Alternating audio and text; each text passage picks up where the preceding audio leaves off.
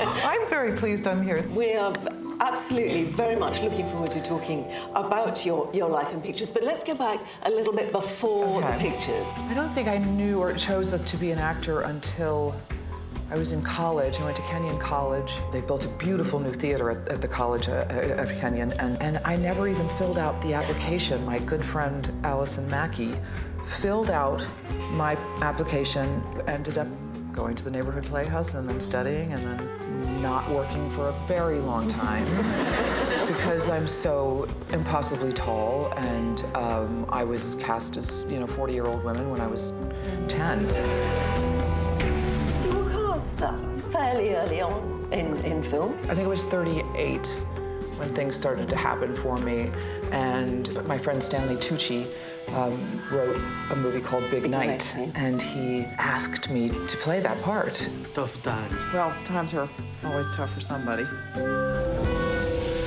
going to move towards Juno, Okay. which is 2007. I mean, was it apparent right from the beginning that this was an extraordinary script? Yes. I'm pregnant. Oh, God. This one, and actually I, Tanya, reading those scripts, I knew right away that they were great. But that didn't necessarily, I didn't know that they were going to translate and be successful in the box office, but I knew that they were unique.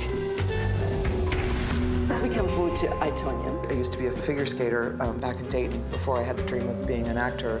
And acting with a bird is a whole, I've acted with a lot of animals. That's my sixth husband right there.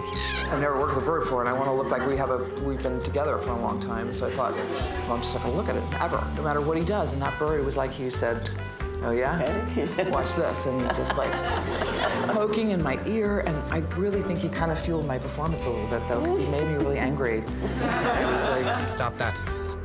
He gave me my performance, everything to that bird. So thank you so much for your life. Thank you very much.